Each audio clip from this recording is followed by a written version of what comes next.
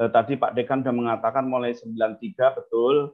Saya semenjak dosen muda itu gandrung sama yang namanya katuk. Tidak nyangka dulu awalnya tidak berpikir untuk ternak. Saya awalnya senang berpikir untuk penelitian biomedis ke arah manusia, ibu. Ya. Nah ternyata dalam perjalanannya kok menarik juga untuk ternak, begitu ceritanya. Ya ini akhirnya adalah inovasi yang namanya katulak atau katugro. Nama sih macam-macam, tapi sementara ini kami mengatakan katulak dan katugro. Nah berikut ini kemudian baik seperti yang Dr. Willy katakan, kolaborasi antara IPB dan GGL ini sesuatu banget. Kita ingin mendapatkan suatu terobosan for the next future-nya, tidak terlalu lama. Terobosan apa yang membantu pemerintah, membantu para peternak untuk bisa mewujudkan cita-citanya menuju peternakan Indonesia yang maju, sejahtera. Nah, ini sebagai informasi, saya cepat saja, saya yakin ini tidak sulit dipahami, bahwa daun katuk ini memang sejak nenek moyang kita terdahulu, ya, merupakan tanaman indigenous yang dimanfaatkan sebagai sayuran dan terutama untuk ibu menyusui.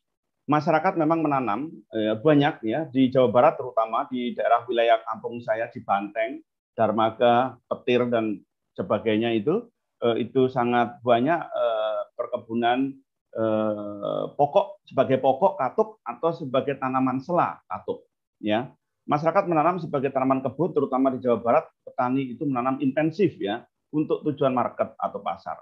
Nah ini tadi saya katakan awalnya saya meneliti katuk itu untuk ibu menyusui. Kemudian tertotok nadi saya, terbuka akhirnya bahwa ternyata melihat senyawa aktif, kemudian proses penelitian yang sudah saya lakukan, itu menyadarkan saya ternyata nenek moyang itu bukan salah, tapi kurang luas memandangnya saat itu. Ya, ternyata tidak hanya untuk ibu menyusui, tapi for everyone. Jadi alangkah indahnya dunia ini kalau untuk for everyone, tidak hanya untuk ibu. Karena bapak-bapak bisa protes. Lah Pak Aki, kalau makan katuk saya nanti besar dong. Waduh, nggak bisa Pak. Secara fisiologi ya nggak mungkin payudara kita membesar untuk bapak-bapak. Ya, tapi yang lain bisa banyak produksinya. Lah itu yang lain nggak saya teruskan. Ya, jadi ternyata dalam proses berikutnya, ternyata yang menarik itu justru untuk pengembangannya pada dunia peternakan. Karena apa? Dunia peternakan belum ada yang ngurus aspek-aspek yang teknologi yang bersifatnya mendorong percepatan pertumbuhan, percepatan produksi baik kualitas maupun kuantitinya itu. Nah, saya tertarik di sana dan bukan berarti saya meninggalkan ibu menyusui, bukan. Itu sesuatu yang sudah di darah saya. Dan itu pun sudah ada produksi yang namanya katusari ya, sempat beredar kuat saat itu ya. 5 tahun ya, 2005 sampai 2010 dan itu sudah masuk market. Nah, ini secara ilmiah mungkin kuliah saya ini tidak mungkin ya tuntas, namun nanti MC apakah sudah menyampaikan atau moderator sudah bahwa nanti itu ada door prize kalau nggak salah ya. Buku ini akan kami persembahkan untuk para peserta yang nanti diatur oleh MC siapa menjadi pemenang untuk mendapatkan ini dan akan dikirim. Ya, buku ini mengungkap rahasia katuk. Jadi katuk ini Pak Akik meneliti sampai pensiun, mungkin rahasianya belum terbongkar.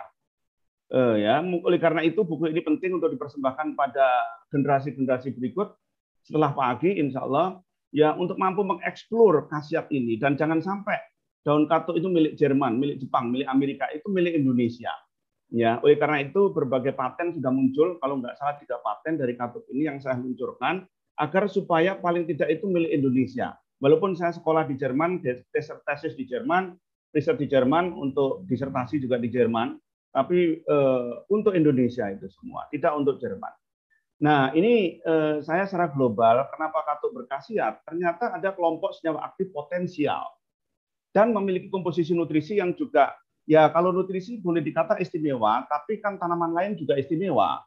Ya, oke lah, sementara oke, bagus, cukup. Tapi yang terpenting, katuk itu istimewanya adalah metabolik sekunder yang ada di dalamnya. Yang itu harus dieksplor lebih banyak oleh generasi berikut. Paling tidak saya sudah menemukan yaitu kalau dibagi senyawa aktif, ada 3 kelompok senyawa aktif ini, yaitu fraksi air yang warna biru, fraksi heksan yang warna kuning, fraksi etil astat yang abu-abu itu. Di mana yang fraksi air itu justru memiliki efek samping yang lebih dominan. Saya katakan lebih dominan, ya. Ya. Kemudian yang kuning ini justru memiliki sifat baik untuk kualitas, ya, karena memiliki anabolik steroid yang cukup untuk menstimulir sistem tubuh kita, animal, untuk bisa meningkatkan metabolismenya. Dan yang 10% itu memiliki penghambat lipogenesis yang bisa saja ini mengurangi kondisi lipid, ya, di tubuh hewan maupun manusia. Dan ekstra kasarnya, jika kita mendapatkan dari daun kering itu kurang lebih 24,46% atau 25% ya dari bahan keringnya. Komposisi nutrisi juga demikian bagi teman-teman yang di peternakan itu bahan kering 91%, bahan protein kasar 26, lemak kasar, serat kasar, abu dan sebagainya, ini bisa dilihat sendiri ya. Ini katulak atau katugro secara singkat. Ini kita sebut feed aditif karena di dalam mengkonsumsikannya atau memberikannya pada ternak ini tidak banyak, sedikit, ya, tapi memiliki efek. Nah itu, ya, itu beda dengan nutrisi ya. Jadi feed aditif ini adalah senyawanya yang kita ambil, senyawa aktifnya, ya. Itu yang kita manfaatkan dan itu tidak boleh banyak. Kalau banyak ya makan, namanya pakan, ya. Nah ini feed aditif terbuat dari katup, ya, yang depolarisasi teknologi dan ini sudah dipatenkan. Prinsipnya bagaimana depolarisasi itu membuang sebanyak-banyaknya zat yang tidak diperlukan, ya. Nah ini sehingga produk kualitas daun katup yang kita produksi itu relatif aman, ya. Diberikan secara oral itu kurang lebih 100 gram untuk sapi dan sebaiknya bila untuk sapi laktasi, sapi perah maksud saya, itu 10 hari sebelum laktasi terjadi atau 10 hari sebelum melahirkan. Nah ini katulak produknya meningkatkan dari klaim kami karena berbagai percobaan di lapangan juga, ya, meningkatkan produksi susu kurang lebih 30-40% tanpa mengganggu kualitas padatannya. Jadi artinya padatan susu tidak terganggu gara-gara minum kalsium. Kita khawatir volume boleh meningkat katanya bangga, namun ternyata hanya air. Nah itu yang dimaksud itu, ya. Alhamdulillah penelitian sesungguhnya malah meningkatkan solid quality. Bocorannya Pak Yuliantoni, hasil organoleptik kami luar biasa. Saya bocorkan saja, pemberian daun katup itu luar biasa, lebih disukai, ya, dan sangat nyata pada yang pelet, ya. Nah ini hasilnya sudah rilis, ya, dan aman untuk dikonsumsi secara reguler oleh sapi, meningkatkan pedet, pertumbuhan pedet, ya, dan mengurangi resiko mastitis. Nah ini data kami untuk katulak mampu memproduksi susu, bobot badan pedet dan penampilan produksi sapi perah. Percobaan yang sudah saya lakukan di KPBS Pangalengan tahun 2012, ya, dan ini diulangi lagi ya pada beberapa tempat. Yaitu rataan bobot badan induk tidak terganggu, kita senang, artinya pada keseimbangan tertentu di peternakan rakyat tersebut makanan yang berlebih oleh peternak, maka dengan peningkatan metabolisme maka asupan makanan itu mampu dirombak, ya, di sel ambing itu menjadi tetesan air putih atau susu namanya, ya, susu namanya, dan itu nutrisinya untuk pertumbuhan otot, pertumbuhan yang lain itu masih tetap sama sehingga tidak terganggu pertumbuhannya. Yang dikhawatirkan susu meningkat tetapi drop pertumbuhan badannya. Lama kebuntingan juga tidak signifikan, berbagai dosis yang ada di sini. Ada dosis 100, 150, 200. Oleh karena itu efisiensinya saya bikin 100 gram sajalah untuk peternak supaya tidak rugi peternak itu, malah untung. Ya karena dosis banyak itu notabene harga mahal. Nah, estrus pertama postpartus juga tidak banyak berpengaruh, ya, jadi sama normal. Pertambahan bobot badan pedet selama 1 bulan, nah ini sangat berpengaruh.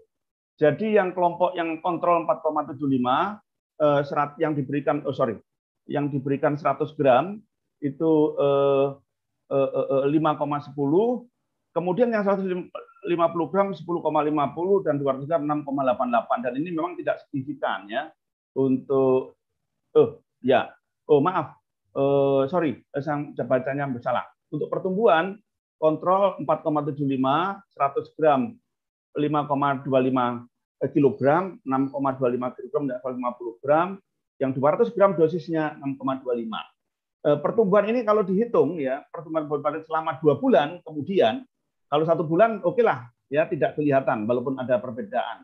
Tapi ketika 2 bulan itu tampak kelihatan kalau dihitung yang 100 gram itu menjadi 10,75, kemudian 12,00, 200 gram dosis 15,25. Prinsipnya pertumbuhan pada itu tidak merosot, tetapi malah positif nilainya. Itu kata kuncinya dengan pemberian kartu ini. Rataan total produksi susu kita lihat kalau di petani ini ya, saya juga surprise ketika ada di GGL rata-rata produksi sekarang aja mungkin ada yang 30 lebih. Tapi rata-rata boleh dikata 28 katanya ya, kurang lebih ya. Nanti Dr. Yuliantoni akan menyampaikan. Tapi paling tidak di peternak itu merespon dengan baik, di peternak rakyat ya. Untuk 100 gram itu dosisnya 19,9 atau 20 liter ya per hari ya per ekor. Ya ini. Jadi ini